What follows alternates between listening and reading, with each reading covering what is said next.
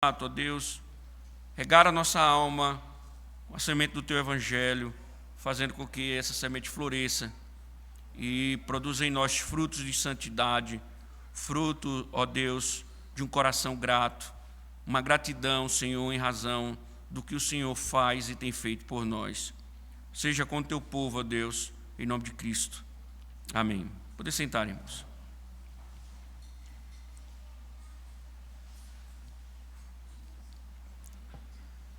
As redes sociais têm fervido com o tema, se os irmãos estão percebendo, nos últimos meses, com o tema da soberania de Deus sobre a salvação. Afinal de contas, irmãos, Deus é quem salva ou o homem quem se salva? Quem dá a palavra final na salvação? Os ditos arminianos, vocês conhecem muito bem, aqueles defensores do livre-arbítrio, eles afirmam, meus irmãos, com todas as letras, o homem tem a palavra final. O homem tem a palavra final.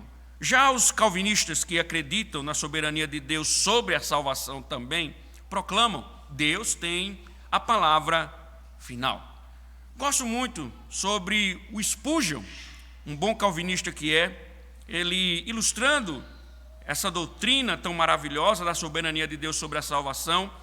Ele lembra a história do rei Carlos I, que havia sido preso, estava próxima à sua execução. E houve uma tentativa organizada de promover uma fuga. Nesse tal dia, conta-se a história, seguidores o aguardavam do lado de fora dos muros, barcos já estavam prontos para levá-lo em segurança.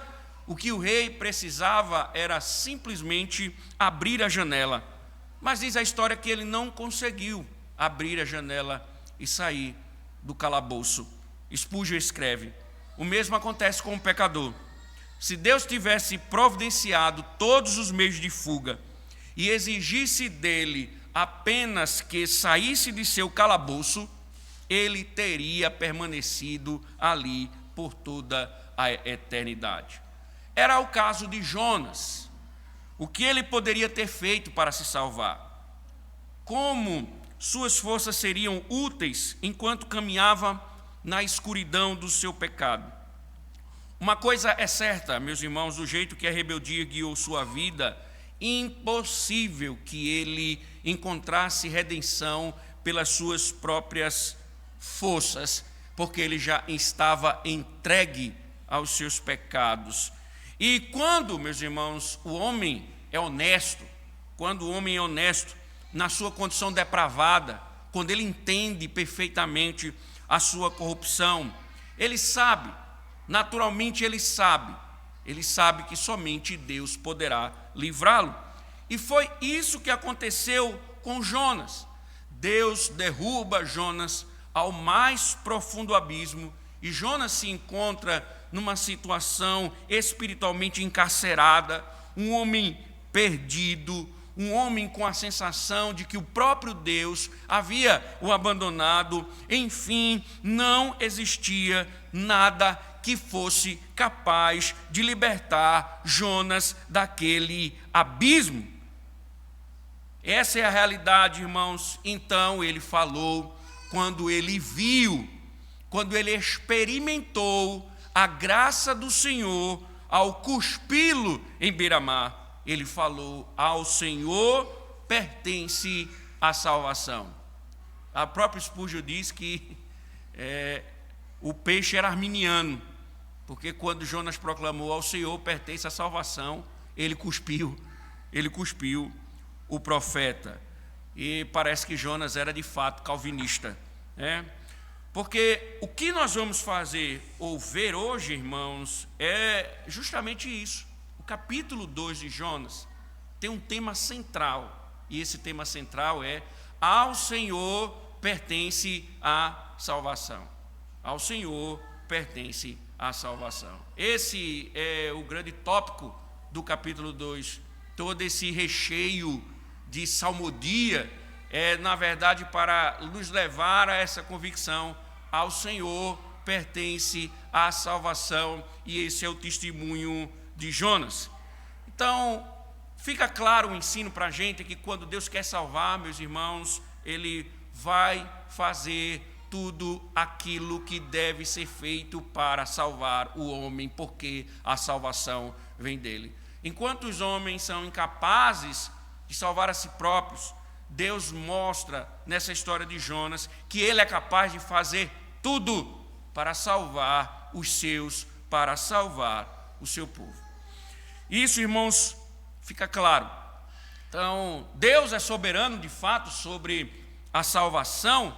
Aqui eu poderia citar Agostinho, poderia citar também o próprio Armínio, poderia falar sobre João Calvino, mas nós não precisamos tratar sobre esse tema fazendo uma análise histórica a partir de grandes autores.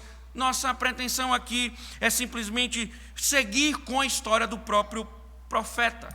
Veja que nós vimos pela manhã que Jonas, na sua oração, nós vemos que Jonas fala coisas importantes que estavam lhe acometendo, e nós observamos que quando Jonas vai construindo a sua oração, nós não só vemos a verdade geral de que ao Senhor pertence a salvação, mas o texto também quer nos mostrar que não somente do Senhor vem a salvação, mas ela vem do Senhor do início até o fim. Pensemos, meus irmãos, o que Jonas havia feito? O que Jonas havia feito? A construção da narrativa no capítulo 1 mostra que Jonas está num declínio. Jonas vem declinando, Jonas vem abandonando ao Senhor. Note que a velocidade com que os verbos são apresentados mostram passos e passos e passos para distante de Deus ele continuar. E quando nós olhamos para o capítulo 2, o que nós encontramos? Ele se achegando a Deus, ou Deus foi buscá-lo. O capítulo 2, o seu ensaio cheio de salmodia, é uma declaração de que é Deus quem vai encontrá-lo, é Deus quem vai buscá-lo, é Deus que está tratando. Isso fica evidente desde o capítulo 1, quando o Senhor começa a lançar tempestades, quando a providência guiou os dados, quando todo aquele enredo ficou livre ou diante dos nossos olhos, fica claro que é Deus quem inicia a tratativa com Jonas. Jonas estava fugindo, mas Deus estava indo ao encontro dele. Jonas estava fugindo, mas Deus estava assolando o barco. Jonas estava fugindo, mas Deus estava dirigindo os dados. Jonas estava fugindo, mas Deus estava conduzindo os marinheiros. Deus o tempo todo se revela e indo ao encontro dele para buscá-lo. É por isso, irmãos, que essa narrativa que apresenta princípios espirituais importantíssimos com relação à doutrina da salvação, fica mais clara a doutrina e mais clara ainda essas verdades quando os apóstolos, por exemplo, eles escrevem a sua epístola. Paulo, por exemplo, ele nos conta que nós somos salvos. No capítulo 1, um dos melhores teologicamente falando sobre a doutrina da salvação, Paulo chega a dizer: predestinados segundo o propósito daquele que faz todas as coisas conforme o conselho da sua vontade. Isto é, meus irmãos, a argumentação de Paulo na epístola aos Efésios informa a igreja de Éfeso que a salvação ela é vista como um plano redentivo. Deus traçou um plano. Isso nós podemos ver, por exemplo, na própria epístola de Paulo aos Romanos, quando ele explica a razão pela qual uma parte de Israel rejeita, para que, segundo o plano de Deus, os gentios fossem enxertados. E Paulo está escrevendo a epístola aos Efésios, dizendo à igreja que a salvação é um plano do Senhor, que se origina no conselho da sua própria vontade, conforme seu próprio propósito e pela sua predestinação. Então, a salvação, ela não é resultado de eventos desconexos, ou acasos, ou as coisas, as circunstâncias naturais da vida. Paulo enxerga o plano redentivo com um olhar muito mais extenso que perpassa a vida da eternidade. Ele vê como um plano, ele vê como tendo origem em Deus, no conselho de sua própria vontade, que cumpre o seu propósito pela sua predestinação. E quando nós lemos isso, irmãos, perguntamos naturalmente, em que parte se infere que o homem planejou alguma coisa? Qual é a parte que o homem planejou, deduziu, arquitetou, insinuou, aconselhou, revelou alguma coisa ao homem? Veja, ultrapassa os limites do tempo, isso é atemporal, onde Deus decidiu fazer o que Ele quer fazer. Qual parte nessa história o homem está presente?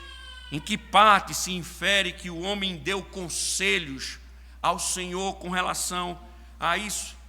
E quem poderia, irmãos, pensar num plano de salvar pessoas culpadas e depravadas? Qual homem poderia pensar numa redenção para pessoas tão culpadas e tão depravadas? Se você tiver a consciência da realidade do pecado, você saberá de fato quem você é. Você saberá como você é indigno. Então, quem poderia pensar num plano de salvar pessoas culpadas e depravadas? Chega certo indivíduo a discutir com Calvino e diz que Deus é injusto. Ele diz a Calvino que Deus é injusto porque lança pessoas no inferno. Calvino retruca dizendo: não, se formos olhar o que significa injustiça, ele não seria injusto pelo fato de lançar pessoas miseráveis e pecadores no inferno, mas ele seria injusto por lançar pecadores nos céus. Se formos considerar injustiça, é Deus pegar homens pecadores e dá-los o prazer da eternidade com Ele para todos sempre. Mas quando nós pensamos, irmãos, nós aqui fazemos uma leitura correta, se nós ficamos irritados com o mal, sem impunidade, quando nós não aguentamos ver a maldade ficar impune, como nós poderíamos pensar numa redenção para salvar pessoas como eu e você? Quando nós olhamos, irmãos, até para a nossa compreensão, é impossível imaginarmos isso. Então, o Evangelho não é sobre passos para ser salvo. O Evangelho não é história para nos dizer os passos que você deve trilhar para que você conquiste a salvação. Pelo contrário, é sobre aquilo que Deus fez por nós. Aquilo que Deus fez por nós. Esse Evangelho, ele já está encapsulado desde as narrativas de Gênesis. Deus disse: não coma da árvore do conhecimento do bem e do mal, porque no dia que você comer, certamente você morrerá. E o que as Escrituras nos dizem? Elas nos dizem que Adão, o casal, pecou. Qual foi o primeiro passo de Adão? Se esconder. Esse é o passo natural. Esse é o passo natural do homem caído, é se esconder de Deus. Mas, ao contrário do que as pessoas dizem a respeito de Deus respeitar a vontade dos homens, diz a narrativa que Deus vai no jardim do Éden e pergunta a Adão: onde estás? Diz as Escrituras que ele faz uma promessa: de um redentor. Diz as Escrituras que ele veste a nudez de Adão com peles de um animal que ele sacrificou. Então, desde Gênesis, o que nós observamos é Deus dando um passo para salvar o seu. Deus dando um passo para salvar o seu povo. Por isso, irmãos, quando nós pensamos no anúncio dos anjos sobre o nascimento do Filho da Virgem e a proclamação das boas novas, daquilo que Deus havia feito, é dito, é que hoje vos nasceu na cidade de Davi o Salvador, que é Cristo, o Senhor. Então, numa análise mais ampla, o Salvador estava destinado a cumprir a lei, levar os pecados, se oferecer como sacrifício e derramar o seu sangue em favor de pecadores, ressuscitar e vencer a morte. Então imaginemos, irmãos, qual homem poderia remediar o problema do pecado? Quais ações poderiam lhes salvar? O homem é corrompido e poluído pelo pecado. Por isso, meu irmão, nós precisamos pensar, não é sobre aquilo que fazemos, não é sobre aquilo que temos feito. Deus, Ele simplesmente decidiu nos salvar. A nossa condição miserável de desobediência em nada difere do profeta. Nossa vida era de fuga, era de ignorância, nossa vida era desprezo pelas coisas de Deus, e nós não podemos ousar, porque esse é um fundamento do cristianismo genuíno, imaginar que nós somos salvos porque nós fazemos alguma coisa, porque nós cumprimos algum ritual, porque nós seguimos um roteiro, porque nós temos alguns passos, porque nós cumprimos algumas mandingas, porque nós nos submetemos a algumas leis legalistas. Não, meus irmãos, o que as Escrituras nos mostram é que é preciso uma intervenção divina para salvar o homem que está corrompido e poluído pelo pecado. Por isso, irmãos, Deus precisava e precisa e faz do início ao fim aquilo que é necessário para salvar o seu povo. Deus faz do início ao fim aquilo que é necessário para salvar o seu povo. Jonas, aqui, é o modelo perfeito para esse entendimento. O que o profeta havia feito além de fugir? Lembre-se, enfatizo, Jonas está fugindo do Senhor. Desde o capítulo 1, ele é tolo em seus pecados. Cada passo, uma fuga. Cada passo, uma rebeldia.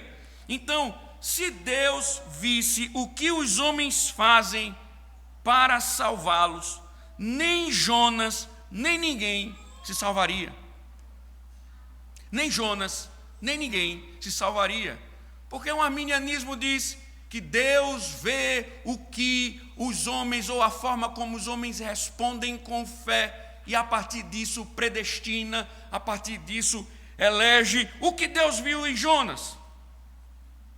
A não ser a fuga. O que Deus viu em Jonas? A não ser a desobediência.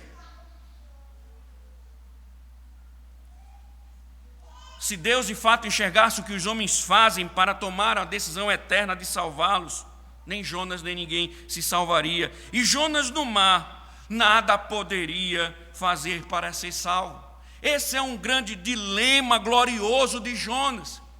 Ele se viu numa cadeia em que nada podia fazer. Esse é o grande dilema do seu conflito. Ele vinha fugindo, ele tinha as opções, ele tinha a rota de fuga, ele tinha um fundo de um barco, mas chegou um momento em que ele não podia fazer nada a não ser esperar a morte. Todos os seus passos, todas as suas ideias foram destruídas no ventre do peixe. Todos os seus objetivos de fuga foram frustrados no ventre do peixe.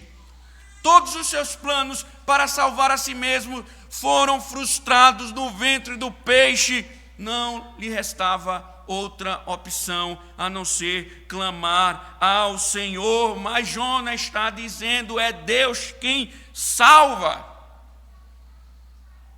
Tanto é que o verso 17 diz que é o Senhor quem ordenou que um grande peixe engolisse Jonas. O grande peixe engolisse Jonas. Mas o arminiano, aquele cabeça de camarão, ele vai relutar e vai dizer assim: sim, Deus mandou o peixe, mas foi Jonas que se voltou para o Senhor. Ele diz: clamei ao Senhor. Então o arminiano pensa: Deus ofereceu a salvação, o peixe, mas Jonas quem decidiu ser salvo quando orou. Irmãos, isso é um estupro exegético. Isso é forçar a narrativa. Isso é inventar. Isso é um espantalho hermenêutico. Isso é uma ignorância absurda, porque é desconsiderar o que o próprio Jonas propõe dentro da narrativa. O que é que Jonas diz? Quais são suas palavras? Quais os argumentos? O que ele declara? Quais imagens ele cria? E qual é a centralidade do texto? Ao Senhor pertence a salvação, diz o profeta.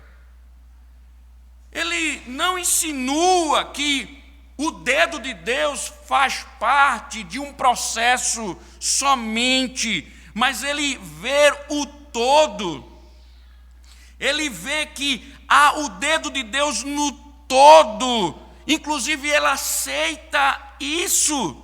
Ele vê todo o processo sendo desenrolado por Deus. Ele diz: foi o Senhor que me lançou, foi o Senhor que me jogou, foi o Senhor que me afligiu, foi o Senhor que fez aquilo que teve de fazer para me colocar onde eu estou. Todo o processo, Jonas vê, é um processo construído pelo próprio e desenrolado pelo próprio Deus. E ele tem, meus irmãos, a noção, a condição de entender diante disso que o próprio Deus respondeu conforme ele pedia: eu estou excluído da presença de Deus, eu fui excluído, Deus me puniu, ele fez aquilo que eu tanto queria, fugir dele. Diante dessa condição, como Jonas poderia pensar, ou como ele poderia nos ensinar que ele é como Carlos I, que está diante de uma janela, que Deus deu a ele todas as possibilidades para salvá-lo, mas ele precisava de uma única coisa: abrir a janela. Mas quando nós olhamos o texto, fica claro, irmãos, que Jonas tem a plena consciência de que o seu pecado era grande e que todo o processo foi construído e foi concluído pelo Senhor. Irmãos, nós vamos ser salvos não é porque vamos fazer alguma coisa no decorrer desse processo e garantiremos a salvação. Não é porque nós vamos construir alguma coisa e isso vai nos dar o privilégio de ter uma chave de abrir as portas dos céus.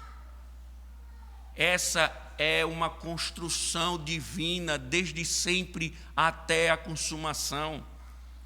E quando nós pensamos, irmãos, da nossa condição pecaminosa, Jesus disse, por exemplo, todo que comete pecado é escravo do pecado. Então, por exemplo, como pode o homem livremente se voltar para Deus quando ele é escravizado?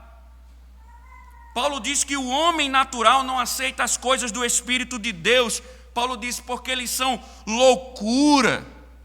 Paulo diz não podem entendê-las, porque elas se discernem espiritualmente. O que o apóstolo está dizendo aqui é simples. O pecador, ele não somente rejeita a palavra de Deus, ele é incapaz de aceitá-la. Ele é incapaz de aceitá-la. Por quê? Paulo diz na própria epístola aos Efésios, eles estão mortos nos seus delitos e nos seus pecados. E a imagem, irmãos, que nós vimos de Jonas não poderia ser melhor. Morto. Ele está no Sheol, ele descreve. A sensação é de morte quando experimentou o estômago do grande peixe. Ele endureceu o seu coração de tal forma que mesmo quando tudo estava acontecendo, ele não se volta para Deus. Ele mesmo diz, mas quando dentro de mim desfalecia a minha alma, eu me lembrei do Senhor. Como explica essa mudança de coração? Ele diz, ao Senhor pertence a salvação. O próprio Davi, o rei, chega a orar ao Senhor na tratativa com o seu pecado, dizendo, cria em mim, ó Deus, um coração puro. Cria em mim, ó Deus, me dá o prazer de ter um novo coração, porque não é próprio de minha natureza gerar um coração novo. Todo o processo, meus irmãos, é visto como uma ação de Deus. Nós não adentraremos na eternidade porque fizemos alguma coisa para ser salvos, para sermos salvos, mas porque Deus fez tudo aquilo que era necessário para cumprir o seu propósito. É por isso, irmãos, que Deus, às vezes, por meio de sua providência, para salvar o seu povo, Ele precisa afligi-lo de diversas formas para mantê-los preservados. É por isso que, por vezes, homens de Deus, mulheres de Deus, precisam fracassar para aprender em confiar em Deus. É preciso, muitas vezes, tropeçarem, Deus permitir que eles tropecem, para que eles reconheçam que serão salvos pela graça de Deus, que estabeleceu um plano redentivo desde toda a eternidade. E aqui, irmãos, o que nós estamos vendo, que quando Jonas se volta para o Senhor em arrependimento, ele foi salvo. E aí veja, ele nunca pediu a Deus na sua oração que Deus livrasse ele do peixe. Perceberam isso? Ele nunca disse, me tire do peixe. Ele está simplesmente na tratativa do Senhor, passando a reconhecer a sua transgressão. Ele está orando ao Senhor, reconhecendo sua transgressão, declarando que ele viu que era a mão de Deus. Em nenhum momento ele diz, Deus me tire do peixe. O que ele está fazendo aqui, meus irmãos? Diante do que nós estamos vendo, ele entende a forma como a providência dirigiu tudo, a forma como Deus vem guiando todo o processo, a forma como Ele está lidando com as coisas, diante de tudo que ele vivenciou e experimentou, tanto no corpo como na alma, ele declara, ele agradece. O salmo é uma exaltação, é uma oração de ações de graças. Ele está grato ao Senhor, porque o Senhor o libertou. Ele não diz, foi a minha fé, foi porque eu busquei o Senhor, foi porque eu fui até Ele. É um salmo para dizer que foi a graça de Deus que o salvou, foi a graça de Deus que o libertou, foi a graça de Deus que o livrou da tolice do seu pecado. Ele está agradecendo ao Senhor. Mas ele sabe, irmãos, ele experimentou que a salvação não estaria completa se ele permanecesse dentro do peixe. Semelhante, meus irmãos, nossa salvação não estará completa enquanto não formos libertos dessa era má e escura para alcançarmos o céu em segurança. Nós estamos ainda no ventre de um grande peixe, esperando o dia em que esse peixe nos cuspirá na redenção do Senhor. Jonas experimentou isso. Ele viu a sua redenção quando o peixe o cuspiu. Então, a última pergunta que precisamos, meus irmãos, fazer é: quem garantirá que a nossa salvação será completada? Nossos esforços, nossos métodos? Jonas está mostrando que não. Jonas mostra que não, porque do Senhor vem a salvação. E eu quero chamar a atenção para que você entenda uma coisa. Você se lembra, o modelo da oração de Jonas vem dos Salmos. Ao Senhor pertence a salvação, por exemplo, pode ser uma expressão do Salmo de número 3. Eu gostaria que você abrisse rapidamente e permanecesse nele. Vejamos, irmãos, como Jonas se apropria de um salmo tão belo para nos falar sobre um tema tão belo, tão eterno.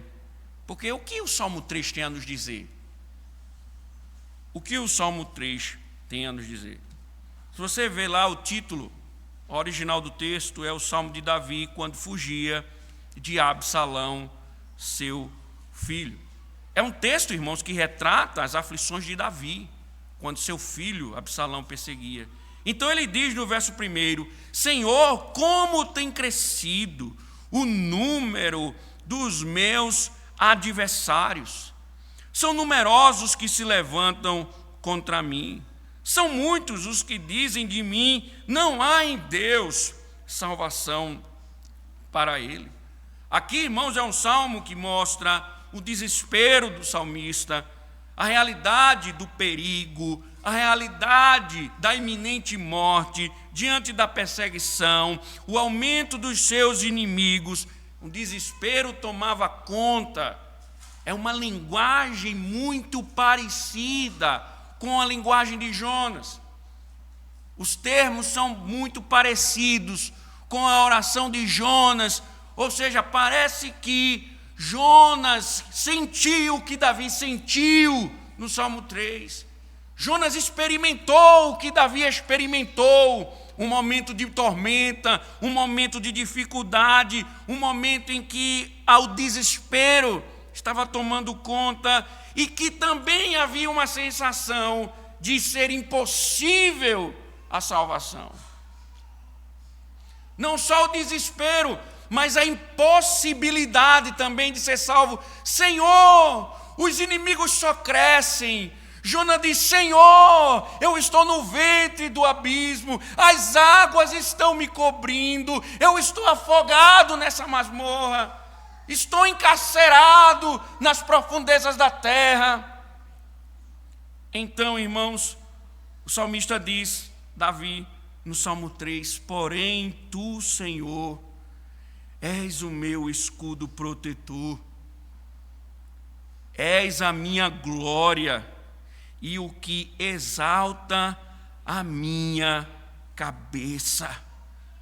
O que Davi está dizendo é: os inimigos são muitos, podem ser grandes demais, mas, Senhor, Tu és aquele que me protege, Tu és aquele capaz de me auxiliar, Tu és aquele capaz de me proteger e de me libertar em meio às dificuldades. Então Davi conclui, veja o verso 7 e 8: levante-se, Senhor, salva-me, Deus meu, pois desferes um golpe no queixo de todos os meus inimigos e quebras os dentes dos ímpios. Do Senhor é a salvação. Do Senhor é a salvação. Sei que o Senhor é capaz de me salvar. Eu não posso fazer nada, mas sei que o Senhor é capaz de me salvar. E quando Ele diz levanta-te, essa linguagem, ela mostra ou ela revela o Senhor se levantando do trono. Isso para dizer que quando se levanta do trono, significa que Deus vai agir em favor do seu povo. Quando Deus diz eu me levantarei, não significa que Deus está sentado, mas é uma ideia figurada para dizer que Deus agora vai agir. Então o salmista Davi diz: age, Senhor. Assim como Davi, meus irmãos, Jonas levantou seus olhos da profundeza com esperança no Senhor. E esse é um ensino aos nossos corações. Nós devemos depositar nossa esperança de libertação justamente nesse domínio glorioso sobre todas as coisas dessa existência. E quando Jonas clama, é justamente isso que acontece. O peixe cospe ele. Veja o verso 10 de Jonas novamente. Diz, no capítulo 2: e o Senhor falou ao peixe, e este vomitou Jonas na terra. Observe, irmãos, comparando com o Salmo 3, a linguagem de Jonas, como o Senhor soberanamente agiu em favor do seu servo para salvá-lo do início ao fim. A única coisa, meus irmãos, sempre digo, quando eu chegar na eternidade, que eu vou dizer, a única coisa, me aproximar do meu Senhor e dizer: muito obrigado. Muito obrigado, Senhor. Que todo esse enredo construído do início ao fim foi para me salvar. Todas as minhas quedas, todos os meus fracassos, todos os meus desesperos, todas as minhas angústias tinham só um objetivo: me salvar. Por isso, irmãos, o que o Senhor espera do seu povo é que haja sempre a busca de sua própria glória. Glorificar a Deus. Paulo vai dizer no mesmo livro de Efésios que isso é para o louvor da sua própria glória. Por isso, irmão, quando nós nos reunimos no culto, que por vezes parece uma cerimônia fúnebre,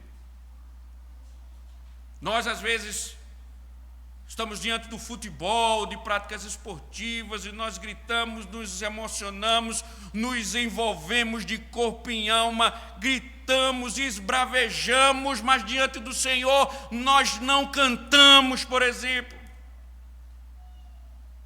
Nós temos dificuldades com o dia do Senhor. O dia do Senhor, ele é uma resposta diante de tudo aquilo que Deus fez. Então, quando nós olhamos para um enredo desse, veja o que Davi diz. O salmista, o Davi, ele fala sobre o templo. Jonas usa a mesma linguagem Jonas vê o templo, a ideia de estar no templo, oferecendo sacrifícios, fazendo votos, porque essa é a resposta natural. Aqueles que são salvos querem estar no templo, querem estar participando do culto, querem estar na adoração, querem estar servindo ao Senhor, fazendo votos de obediência. Eles querem estar próximos de Deus, eles querem estar envolvidos com as coisas dos céus. Esse é o desejo natural de quem sabe quem é, de quem viveu no pecado, de quem não presta, de quem anda por muitas vezes no caminho de pecado e sabe que Deus vai conduzir a sua vida para salvá-lo. Então, quando chega no domingo, ele tem anseio de glorificar a Deus por uma tão grande salvação. E diz as Escrituras que na eternidade nós continuaremos louvando ao Senhor por causa de tão grande salvação.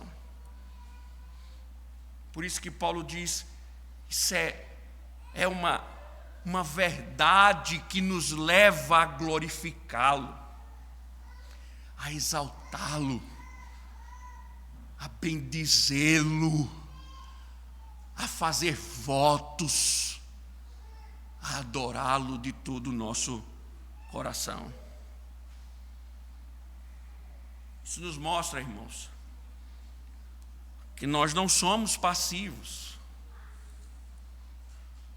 A Bíblia nos mostra que, automaticamente, que a redenção perfeita, ela não pode nos levar à negligência.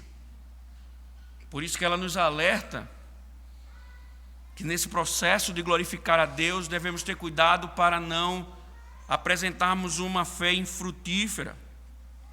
Richard Phillips, um comentarista do Antigo Testamento, ele lembra bem, abre aspas, aqueles que acham que podem descansar em uma experiência espiritual passageira de fé em Cristo, sem caminhar durante toda a vida na fé do Senhor, estão tragicamente equivocados. E a Escritura alerta quanto a isso. Veja Paulo escrevendo à igreja de Colossenses. Abra rapidinho, no capítulo de número 1.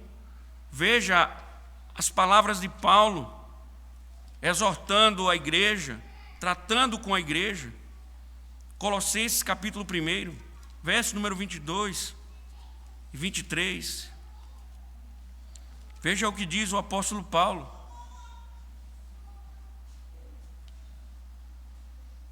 Agora, porém, verso 22, ele os reconciliou no corpo da sua carne, mediante a sua morte. Veja, ele nos reconciliou pelo seu sacrifício.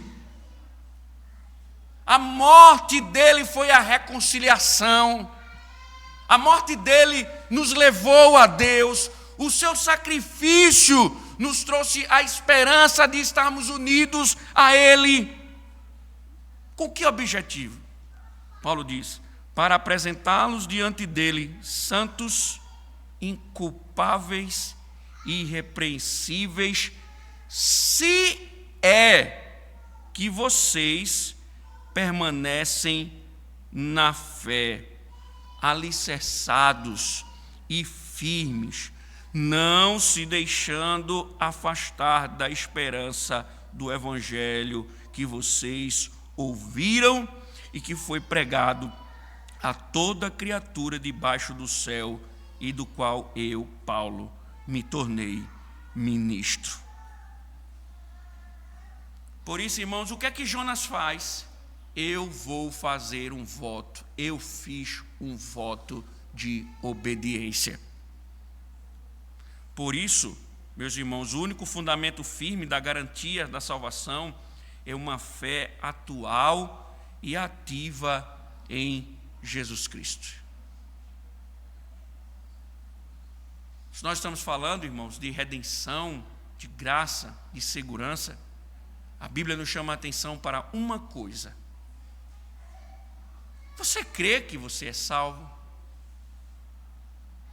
O que Paulo está dizendo é, Para que sua crença não seja subjetiva, olhe como você vive. Olhe como você vive. Olhe se você tem fé. Olhe se você tem uma fé ativa. Olhe se sua vida reflete essa redenção. Se é que você tem fé. Porque essa segurança, irmãos, ela não pode nos levar à negligência. Jonas diz: eu fiz votos, a salvação vem do Senhor. Eu fiz votos no santo templo para obedecê-lo.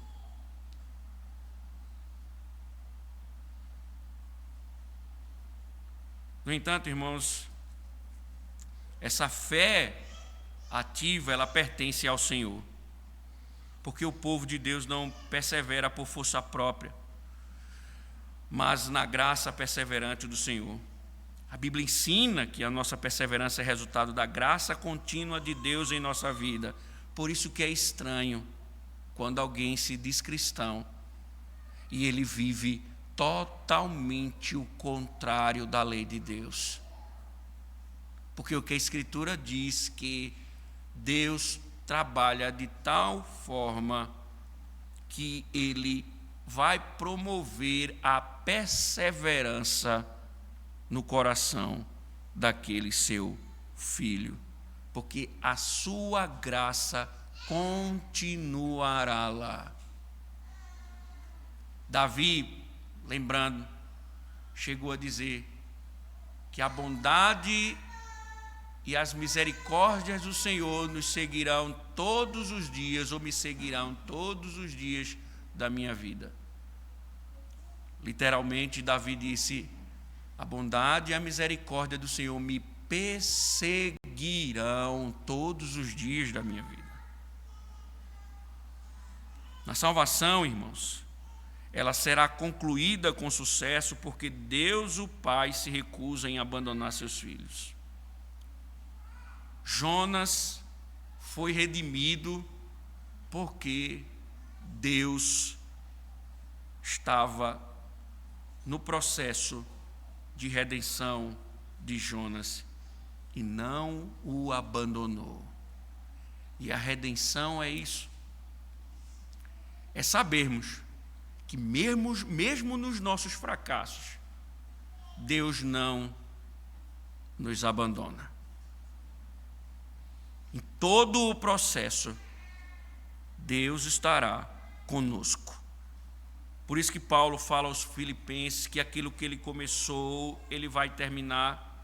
Por isso que o apóstolo Pedro escreve sua epístola e diz também, no capítulo 1, verso 5, que o poder de Deus é que vai preservar a salvação.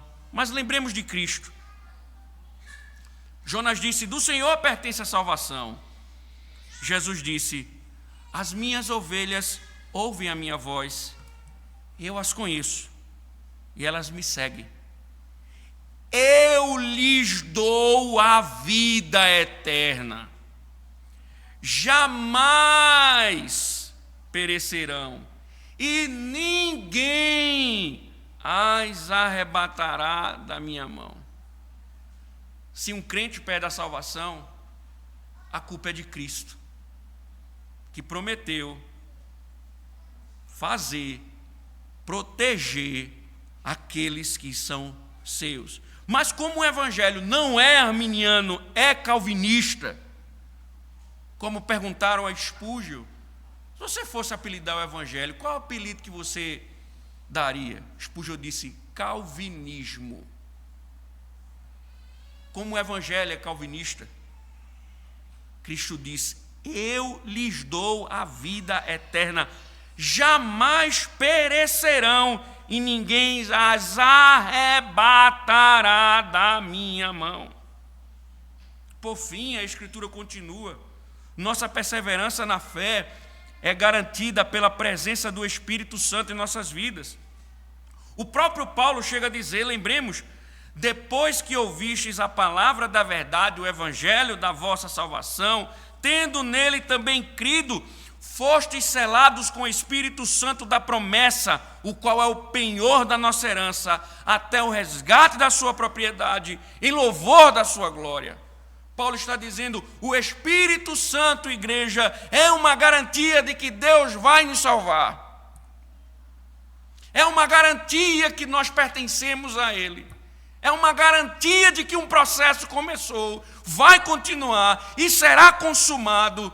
Então, se você quer uma garantia de que você é salvo, não é que o mundo vai ficar melhor para você, não é que você não vai pecar mais, não é que você vai deixar de lidar com angústias, não é que você vai deixar de lidar com os sofrimentos. Paulo está dizendo que é uma garantia de que você foi redimido. Deus lhe deu uma garantia, lhe deu um espírito até o dia em que Ele vai lhe resgatar para a glória do seu santo nome. Por isso que Paulo, ou melhor dizendo, Jonas diz, do Senhor pertence a salvação. Por isso, irmãos, quando caímos no abismo, lembrando que nós falamos hoje pela manhã, quando nós temos que, por vezes, enfrentar grandes ventres escuros, porque Deus quer nos salvar, Deus quer nos livrar, e Ele vai fazer, você não vai sair de lá enquanto Ele não lhe redimir. Ele não vai fazer você sair dali enquanto Ele não restaurar a sua alma. Ele só vai ordenar ao peixe que cuspa você quando sua alma for tratada, porque Ele quer lhe salvar. E Ele vai fazer. Portanto, não fuja de Deus, porque Ele vai lhe pegar aonde você for para lhe salvar. Não fuja. Finalize, irmãos. Isso nos leva a olhar para o mundo com um olhar de misericórdia. Se fomos salvos pela misericórdia soberana e vamos ver a salvação ser consumada conforme essa misericórdia por aquele que nos escolheu, pecadores que viviam ofendendo a Deus, nós devemos também, irmãos, mostrar, pregar, anunciar essa misericórdia aos homens. Não importa o pecado deles, não importa a vida corrupta, não importa o que fizeram, os anos em que viveram mergulhados no pecado, não importa se, como Paulo, eles perseguiram a igreja de Cristo, não importa se socialmente são desprezíveis, isso mostra, irmãos, que a graça pode alcançá-los, libertá-los e salvá-los. A graça dá o que o mundo não vai dar. O homem procura redenção nas ideologias políticas. O homem procura redenção no feminismo. O homem procura redenção no marxismo. Pode, meus irmãos, analisar com cuidado. Todas essas ideologias estão postas para tentar salvar a humanidade dos seus próprios pecados. O feminismo é tentando salvar a mulher dos seus próprios pecados. O socialismo, o sistema educacional é uma forma de redimir o homem sem Deus. Mas é impossível, porque este mundo é como um grande peixe sem saída. Por isso que nós devemos anunciar ao mundo e dizer ao mundo que somente a graça pode libertá-los e salvá-los para sempre. E essa graça tem o poder de redimi-los e de salvá-los. É isso que estamos anunciando ao mundo. É o que vai acontecer. Jonas agora, no capítulo 3, vai vir a palavra do Senhor novamente. Jonas fez o voto de obedecer ao Senhor. Ele vai para a cidade de Nínive e vai proclamar a graça de Deus. Quem recebe graça deseja anunciar a graça. Quem é salvo, eternamente salvo, quer anunciar essas boas novas. Quem foi alvo da graça, quer que outros sejam também alvos da graça. Amém. Obrigado, Senhor, pelas suas misericórdias, ó Deus, por tão grande salvação. Ó Deus, como és glorioso. E que prazer, Senhor, que privilégio nós temos. Por isso nós te louvamos, ó Deus. Nós te louvamos e te agradecemos por tão grande salvação. Livra-nos, Senhor, dos nossos pecados, de nós mesmos, das ofensas. E segure em nossas mãos, ó Deus, até o fim. Não nos deixe, para louvarmos o teu nome para todo sempre. Amém. Louvemos